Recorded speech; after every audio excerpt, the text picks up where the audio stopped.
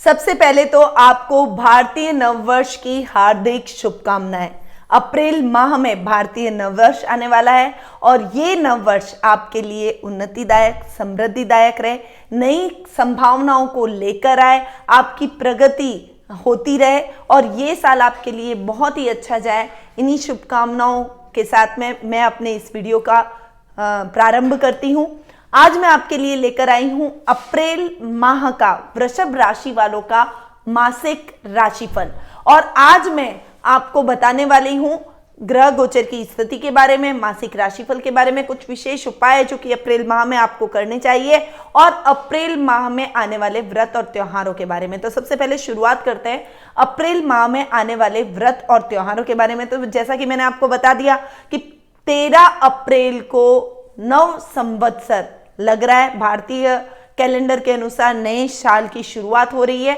चूंकि नए साल की शुरुआत चैत्र नवरात्रों के दिन ही होती है, इसीलिए 13 अप्रैल को चैत्र नवरात्रे प्रारंभ हो रहे हैं जो कि 21 अप्रैल तक चलने वाले हैं। 13 अप्रैल को घट स्थापना की जाएगी, नव दुर्गा का ध्यान किया जाएगा, संवहन किया जाएगा और मां दुर्गा की पूजा आराधना में हम सभी लीन रहेंगे। 21 अप्रैल को राम नवमी का विशेष पर्व आ रहा है। इस दिन भगवान राम का जन्म हुआ था, तो ये पर्व भी बड़ी ही धूमधाम से मनाया जाएगा। वहीं 15 अप्रैल को गणगौर का पर्व मनाया जाएगा जो कि सुहागिनों के लिए विशेष महत्व का पर्व माना जाता है और 27 अप्रैल को हनुमान जयंती आ रही है। और हर वर्ष की भांति इस वर्ष भी अप्रैल माह में जो चैत्र नवरात्र आ रहे हैं उनके उपलक्ष्य में हमने सप्त चंडी पूजा और हवन का आयोजन किया है। पिछले जो शारदीय नवरात्रे गए थे उसमें हमने धूमधाम से ये पूजा रखी थी और काफी लोगों ने इस पूजा में भाग लिया था, इस पूजा से जुड़े थे और इस पूजा का लाभ प्राप्त किया था। तो यदि आप चूक गए हैं तो आप इस बार चैत्र नवरात्रों के दौरान इस पूजा का लाभ प्राप्त कर सकते हैं। तो नीचे दिए गए नंबरों पर संपर्क करके आज ही अपनी पूजा बुक करवा सकते हैं। आगे बढ़ते हैं और जान लेते हैं ग्रह गोचर की पोजीशन के बारे में कि ग्रहों की स्थिति इस माह कैसी रहेगी, क्योंकि अप्रैल माह वैसे भी विशेष है क्योंकि इस माह से हमारा नया वर्ष प्रारंभ हो रहा है। इस माह चैत्र नवरात्र आ रहे हैं और इस माह ग्रहों की पोजीशन भी बहुत ही सकारात्मक हमें देखने को मिलेगी। ज्योतिषीय गणनाओं के आधार पर ग्रहों की चाल भी कुछ परिवर्तित हो रही है। क्या सकारात्मक इन ग्रहों की पोजीशन में रहेगा उसके बारे में जान लेते हैं। तो सबसे पहले बात करूं गुरु ग्रह की, तो वो 6 अप्रैल को ही, जो कि अब तक मकर राशि में शनि के साथ बैठकर नीच के होकर विराजमान हो रहे थे, वो अब कुंभ राशि में 6 अप्रैल को चले जाएंगे जो कि गुरु की मित्र राशि है। तो उनकी नीचता खत्म होने जा रही है, ये सबसे सकारात्मक बात है। इसके अलावा मंगल और राहु का अंगारक योग आपकी ही राशि में बना हुआ था, तो वो अब खत्म हो जाएगा और 14 अप्रैल को ही मंगल वृषभ राशि से और मिथुन राशि में प्रवेश करेंगे। मंगल अपनी सम राशि में जाकर विराजमान होंगे। वहीं सूर्य ग्रह जो कि मंगल के साथ ही राशि परिवर्तन करने जा रहे हैं, वे भी 14 अप्रैल को मीन राशि से मेष राशि में उच्च के होकर विराजमान होने वाले हैं। वहीं शुक्र ग्रह जो कि 10 अप्रैल को मीन राशि से, जो कि उनकी उच्च की राशि है, उससे वे मेष राशि में सूर्य के साथ में जाकर विराजमान होंगे। और बुध ग्रह जो कि वर्तमान में सूर्य और शुक्र के साथ में विराजमान है, वे भी 16 अप्रैल को मीन राशि से मेष राशि में यानी अपनी मित्र राशि में जाकर विराजमान होंगे। तो ये तीनों ग्रह आपके 12th हाउस में जाकर युति करने वाले हैं। तो सूर्य और शुक्र का 12th हाउस में बैठना बहुत अच्छा रहेगा, बल्कि बुध ग्रह जो कि खर्च भाव में जाकर बैठ रहे हैं, तो कुछ मिक्स परिणाम आपको इस युति के भी देखने को मिलेंगे। केतु इस पूरे माह वृश्चिक राशि यानी आपके 7th भाव में जाकर विराजमान होने वाले हैं और शनि स्वग्रही होकर मकर राशि में विराजमान हो रहे हैं। तो ये कुछ ग्रहों की पोजीशन है जो कि इस माह वृषभ राशि वालों को देखने को मिलेगी। तो आगे बढ़ते हैं और जान लेते हैं कि इस जो ग्रहों की व्यवस्था है इसका क्या इफेक्ट वृषभ राशि वालों के मासिक राशिफल पर हमें देखने को मिलेगा। परंतु यदि आप अपनी कुंडली के बारे में जानना चाहते हैं, अपने प्रश्न आपके मन में चल रहे हैं, आपके भविष्य को लेकर आप चिंताग्रस्त हैं, तो आप कुंडली विश्लेषण का लाभ घर बैठे ही मुझसे प्राप्त कर सकते हैं। टेलीफोनिक अपॉइंटमेंट की सुविधा हमने आपके लिए कर रखी है, तो नीचे दिए गए नंबरों पर संपर्क करके आप अपना अपॉइंटमेंट बुक करवा सकते हैं। आगे बढ़ते हैं और जान लेते हैं वृषभ राशि वालों के मासिक राशिफल का हाल। सबसे पहले बात करेंगे हम पारिवारिक स्थिति। पारिवारिक स्थिति की यदि मैं बात करूं तो लग्नेश शुक्र जो कि अब तक उच्च के होकर विराजमान हो रहे थे, यानी 10 अप्रैल को ही वे आपके 12th हाउस में जाकर बैठेंगे। और लग्नेश का वैसे तो कोई भी सौम्य ग्रह 12th में बैठता है तो इतने अच्छे रिजल्ट नहीं देता, परंतु आपके लग्नेश शुक्र हैं और शुक्र का 12th हाउस में बैठना आपको बहुत अच्छे परिणाम दिलवाएगा।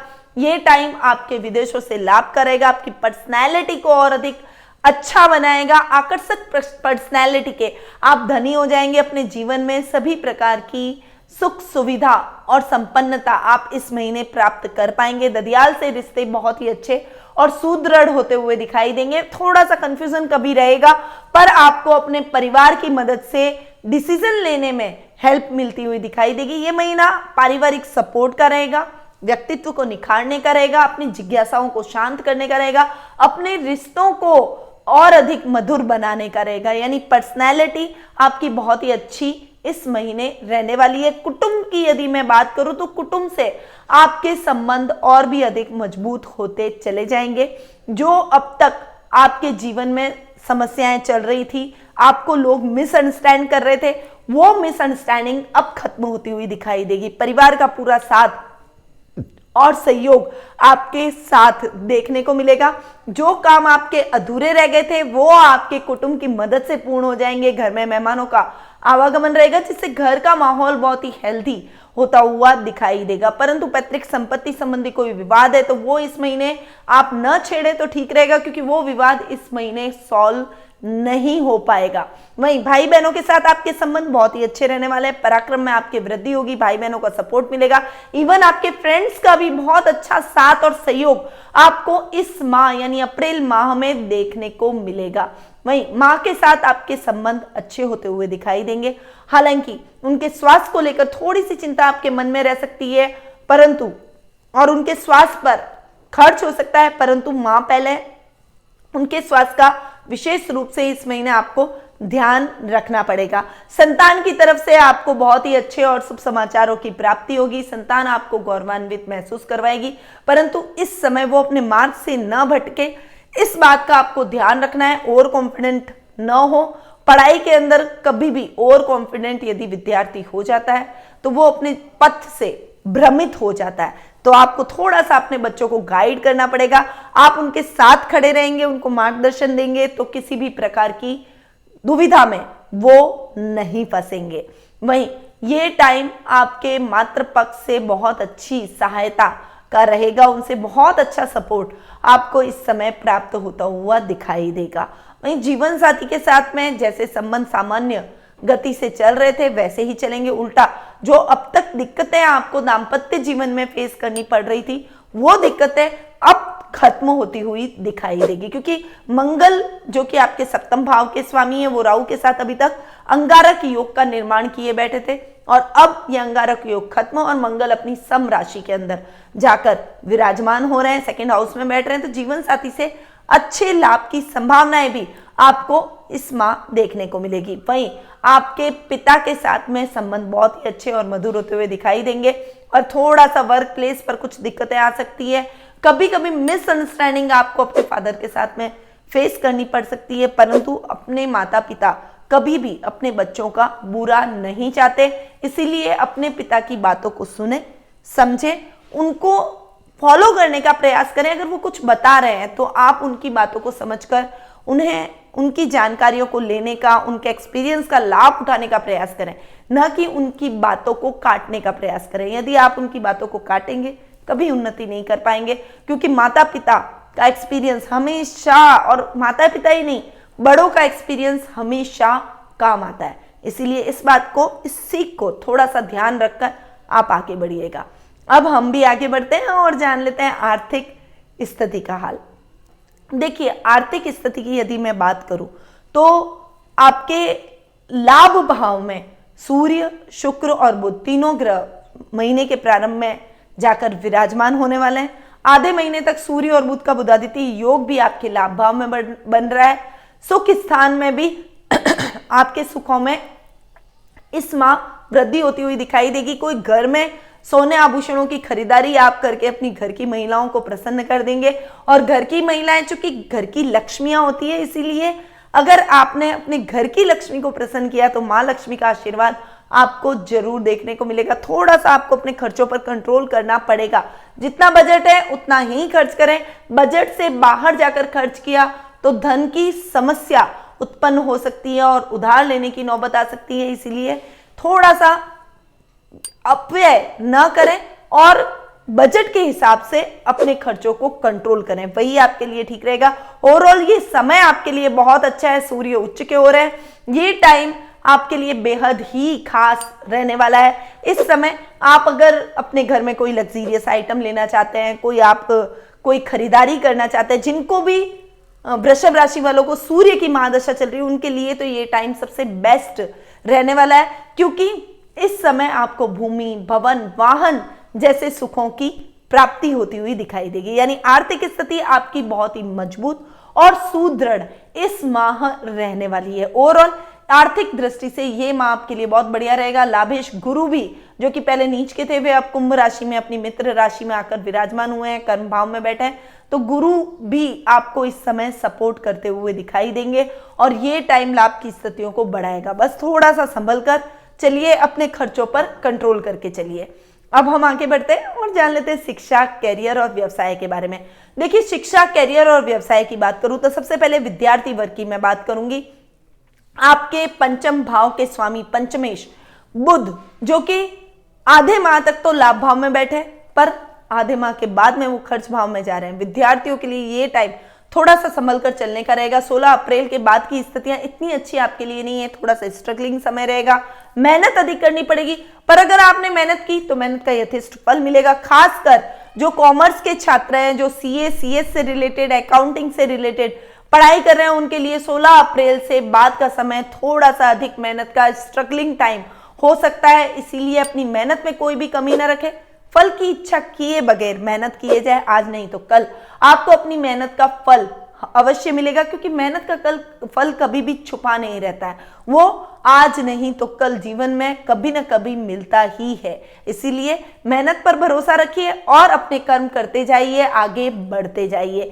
कैरियर की दृष्टि से देखूं तो जो नौकरी पेशा लोग हैं, उनके लिए ये टाइम बहुत ही बढ़िया रहने वाला है। भाग्य आपका साथ देगा। मन चाहिए ट्रांसफर और प्रमोशन के चांसेस भी आपके इस समय बनते हुए दिखाई देंगे। ये टाइम आपकी उन्नति को और अधिक बढ़ाएगा। वहीं जो सफलता से आप वंचित थे, वो सफलताएं अब आपका मार्गदर्शन करेगी, आपके कदम चूमेगी। ये टाइम युवा वर्ग के लिए, जो कि बेरोजगार है, उनके लिए भी बहुत अच्छा रहेगा, क्योंकि रोजगार की अच्छी तलाश आपकी खत्म होती हुई दिखाई देगी और आपको मनचाही नौकरी मिलने के चांसेस बनेंगे। यदि आपने अपना खुद का कोई नया स्टार्टअप खोला है, कोई सेटअप किया है, कोई काम शुरू किया है, तो उसमें भी आपको अपने स्वजनों की लोन में कोई दिक्कत आ रही है तो उसमें, और या फिर गवर्नमेंट से कुछ योजनाओं से आपको लाभ प्राप्त हो सकता है। ऐसी संभावनाएं बनी हुई है जिससे आपका कॉन्फिडेंस लेवल अप हो जाएगा और आप दुगने जोश से अपने काम को आगे बढ़ाने में लग जाएंगे। और वैसे भी युवा देश का भविष्य है, उन्हें हमेशा कुछ क्रिएटिव करते रहना चाहिए। आप अपना खुद का कुछ कर सकते हैं, उसमें आपका माइंड बहुत अच्छा चले तो आप आगे सफलता के बहुत बड़े बड़े आयाम तय भी कर सकते हैं। ये टाइम जो व्यापारी वर्ग है उनके लिए भी बहुत अच्छा रहेगा। अब तक जो व्यापारी वर्ग को स्ट्रगल करना पड़ रहा था, अपने काम में कुछ बाधाएं, कठिनाइयों का सामना करना पड़ रहा था, वो कठिनाइयां अब व्यापारी वर्ग की दूर हो जाएगी। आपको अपने व्यापार में बहुत अच्छे लाभ की संभावनाएं बनेगी। बैंकों में धन जमा कराने में आपका कुछ समय व्यतीत होगा। वहीं आपके व्यापार में यदि आप पार्टनरशिप में, साझेदारी में कोई भी काम करते हैं तो आपको अपने पार्टनर के साथ में ट्यूनिंग बना के चलना पड़ेगा। और अगर आप कोई नया व्यापार अपना शुरू करना चाहते हैं, कोई बिजनेस शुरू करना चाहते हैं, इंडिविजुअल कीजिए, उसमें आपको बहुत अच्छा फायदा होगा और इंडिविजुअल काम करने से आपका मनोबल बढ़ेगा, कई चीजें आपको सीखने को मिलेगी। कठिनाइयों को आप जब खुद फेस करेंगे तब वो कठिनाइयों से आप जो निकलेंगे और उन्नति करेंगे उसका एक अलग ही आनंद आप प्राप्त करेंगे। आपका कॉन्फिडेंस लेवल दुगना तिगुना होता हुआ दिखाई देगा। तो व्यापारी वर्ग के लिए ये समय बहुत ही अच्छा रहने वाला है, पर संभल कर तरीके से और पैसा कहाँ इन्वेस्ट करना है, कहाँ कब इन्वेस्ट करना है, उस बात का ध्यान में रखते हुए और फिर आगे बढ़े। शेयर मार्केट में इन्वेस्टमेंट आपके लिए ठीक नहीं है, इसलिए शेयर मार्केट में इन्वेस्टमेंट से आपको बचना चाहिए। अब हम आगे बढ़ते हैं और जान लेते हैं जीवन साथी और प्रेम प्रसंगों के बारे में।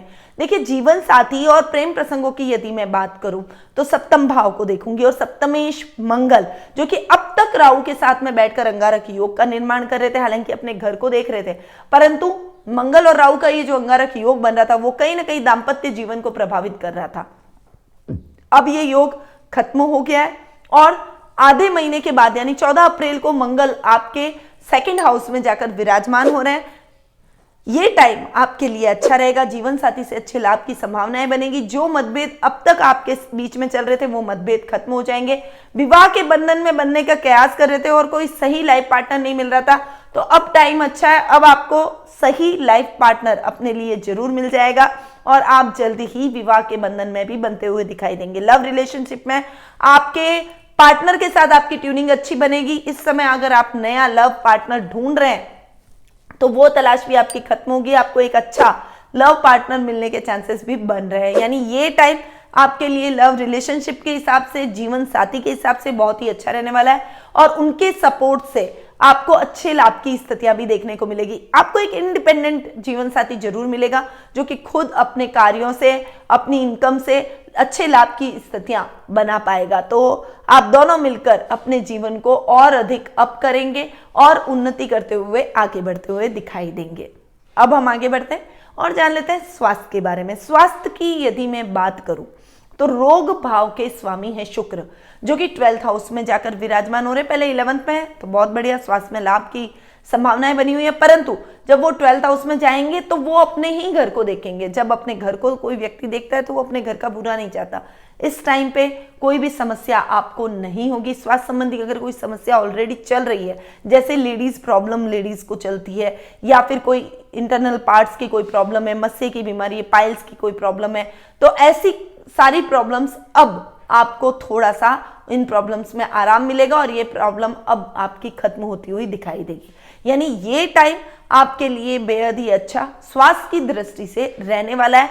स्वास्थ्य आपका उत्तम रहेगा, परंतु जो आपने स्वास्थ्य संबंधी समस्या झेली है उससे आपको सबक लेना चाहिए। अपने स्वास्थ्य में किसी भी प्रकार की कोताही न करें, हाइजीन का विशेष ध्यान रखें, पर्सनल हाइजीन का विशेष रूप से ध्यान रखें, साथ ही योगा, मेडिटेशन, प्राणायाम से अपने आप को जोड़ें।